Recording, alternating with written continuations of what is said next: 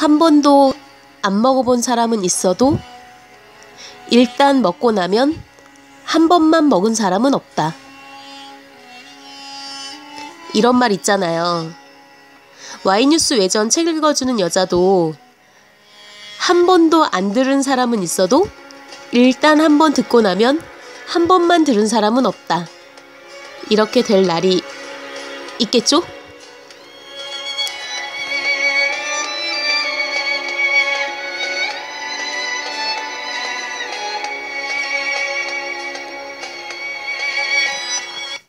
Y뉴스 외전 책 읽어주는 여자 나디아입니다. 오늘은 45번째 시간인데요. 7번째 챕터 아이템북스의 이야기 세계사죠. 여기에서 7번째 챕터 유럽의 근대화와 르네상스를 보도록 할게요.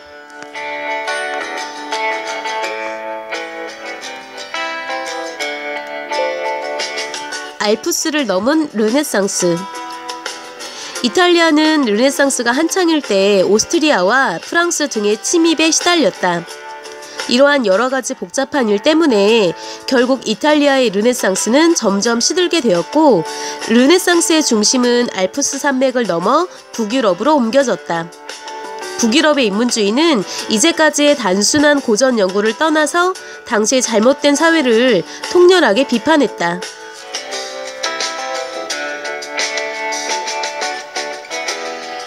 에라스무스. 네덜란드에서는 에라스무스 1466에서 1536가 교회와 성직자들의 타락을 공격하는 우신 예찬을 1509년에 펴냈다. 그는 의사의 딸 마가레테의 사생아로 태어나 젊었을 때 신부가 되었지만 얼마 후 성직을 그만두었다. 그는 성직에 묶여있기를 거부하고 자유인이 되기를 원했던 것이다. 그 뒤 라틴어 개인교사, 대학교수, 유력자의 집에 살면서 70세의 세상을 떠날 때까지 떠돌이 생활을 했다. 그는 격언집, 우신예찬, 자유의지론 등의 책을 펴냈으며 라틴어로 신약 성서를 옮기기도 했다.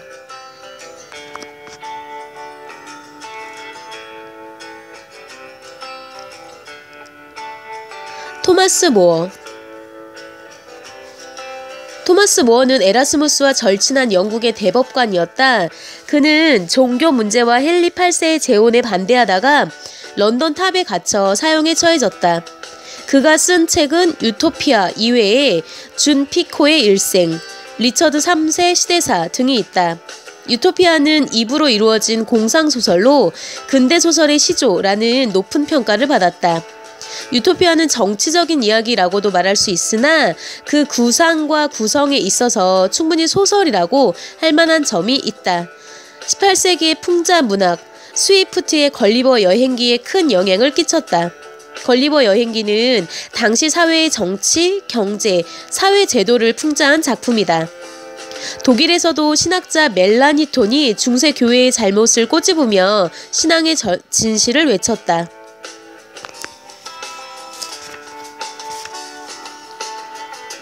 라블레.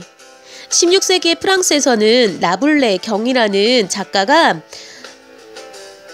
가르강 튀아와 팡타그리엘이라는 소설을 발표했는데 그는 이 작품에서 가르강 튀아라는 거인과 그 아들이 벌이는 유쾌한 모험 이야기를 써서 자유로운 인간의 모험심을 나타냈다. 그는 약 7년 동안 퐁트네르 콩트의 수도원에서 생활했는데 그것은 그의 사상 발전을 위한 중요한 시기였으나 마침내 이단자로 낙인이 찍혀 쫓겨나고 말았다. 그 뒤 리옹 병원의 의사가 되기도 했고 히포크라테스의 잠언집을 출판하기도 했다. 라블레는 이 작품을 통해 그 당시 종교에 경직되고 편협한 면을 풍자하려고 했다. 인간의 자유를 선언한 르네상스 정신을 예찬하고 자유로운 생명력의 발휘를 복두두려고 한 것이다. 세르반테스. 17세기 초기의 에스파냐에서는 세르반테스라는 작가가 소설 돈 키호테를 발표해 중세의 기사들을 우스꽝스럽게 표현했다. 세르반테스는 20세 때 전쟁에 나가 왼쪽 팔을 잃었고 귀국하다가 해적에게 사로잡혀 5년 동안 노예 생활을 했다. 그 뒤 무사히 구출돼 시인이 되었고 극본도 몇 편 썼지만 빛을 보지 못하였다. 그는 해군의 밀을 사들이는 직원, 세금을 받는 관리 등 여러 직업에 종사했으나 몹시 가난했고 거둔 세금을 예금해 두었던 은행이 망해서 감옥 생활을 하기도 했다. 온갖 실패를 되풀이해 온 세르반테스가 1605년 그의 나이 60세에 쓴 것이 돈키호테다. 이 소설이 본디 제목은 기상천외한 한량 돈키호테, 레랴 만차로 두 권의 긴 이야기이다. 돈키호테는 사람들로부터 인간이 지니고 있는 두 경향, 즉 이상적인 면과 현실적인 면을 두 사람의 작중인물을 통해 멋지게 표현했다는 평을 받았다.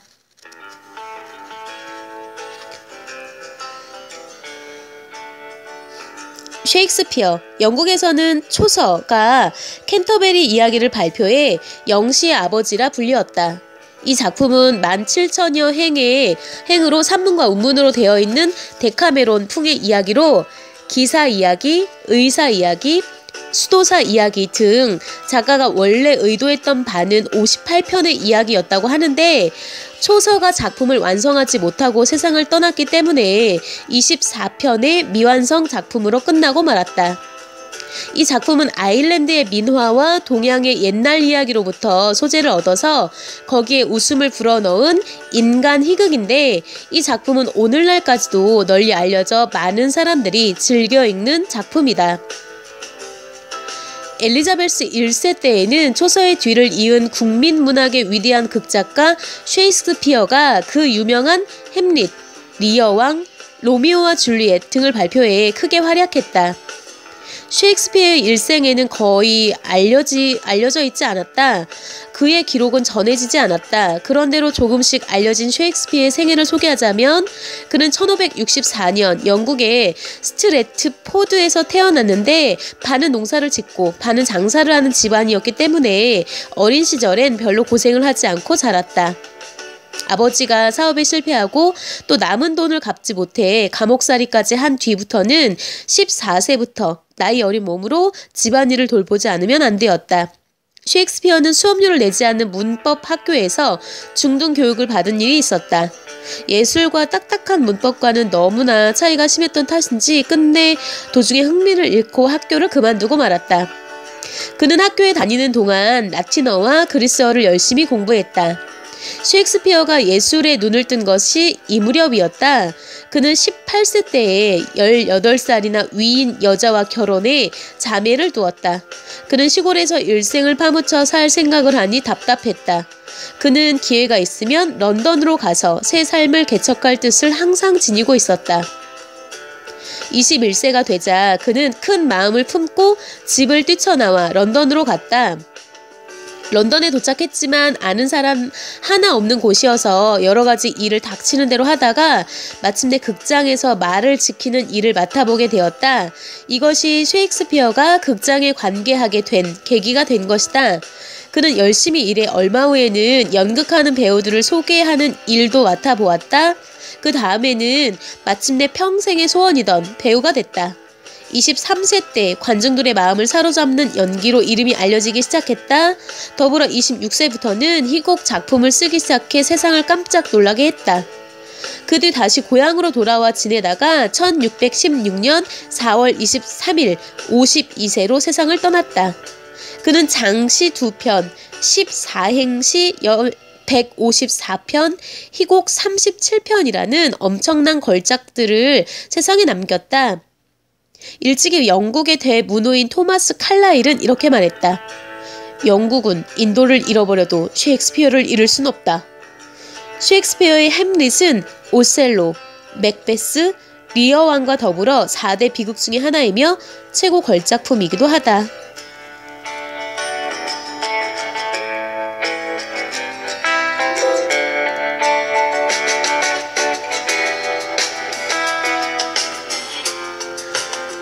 셰익스피어의 부인은 전생에 나라를 많이 구했나봐요.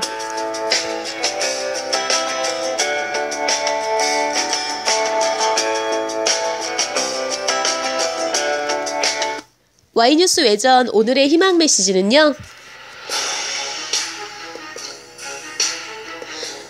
시도해보고 포기해도 늦지 않다입니다. 힘들고 어려우면 쉽게 시작할 엄두가 나지 않습니다. 인지상정이죠.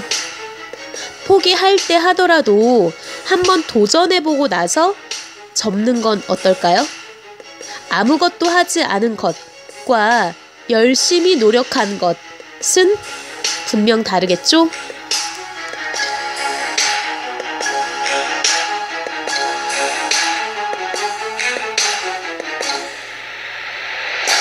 Y뉴스 외전 45번째 시간은 여기까지예요. 46번째 시간에 먼저 가서 기다리고 있을게요.